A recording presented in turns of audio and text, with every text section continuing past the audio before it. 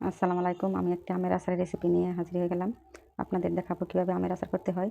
আমি এই চারটি আম নিয়ে নিয়েছি, প্রায় 1 কিলো হয়ে যাবে। আর আমের আচার করতে কী কী লাগবে? আমের আচার করতে লাগবে মরিচ, একটু গুঁড়ো, একটু হলুদের গুঁড়ো লাগবে, 2টা মরিচ, আর লাগবে মশলা, গরম মশলা। আমি এটা বেটে নিব করে। লাগবে এলাচ, দালচিনি, লাগবে রসুন, লাগবে সরিষা, আর লাগবে চিনি। এখন আমি এটি গুঁড়া করে নিব হালকা ভেজে, তারপর একটা মশলা পেস্ট করে নিব। এখন আমার মশলাটা হয়ে গেছে প্রায় ভাজা। আমি এখন তেল দিয়ে দিব কড়াইতে, সরিষার তেল দিয়ে দিছি। দেওয়ার পর এখন আমি দিয়ে দিব রসুন দিয়ে দিব। এখন আমি রসুনটি একটু ভেজে, হালকা আঁচে ভেজে নিব। ভেজে নেওয়ার পর আমি দিয়ে দিব দালচিনি। দিয়ে দেওয়ার পর আমি এখন ভেজে নেব। লাল লাল হয়ে গেলে আমি আমটি দিয়ে দিব। আমি আম আর এরকম ফুলে নিয়েছি, আমটি এরকম ফুলে নিয়েছি। এরকম আমি আমটি আবানি রাখবো আমটি। এখন আমি আম দিয়ে দিব।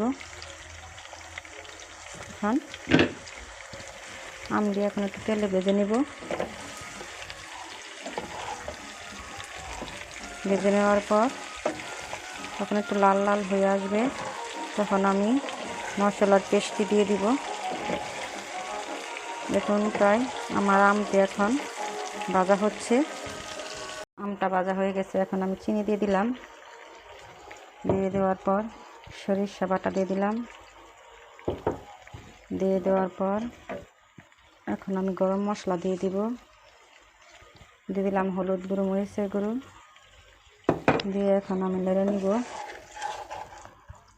আমি এখন মশলা একটু মিক্সড করে নিয়েছি। আমটি মাঝখানে নিয়ে নেওয়ার পর হালকা পরিমাণে একটু পানি দিয়ে দিব।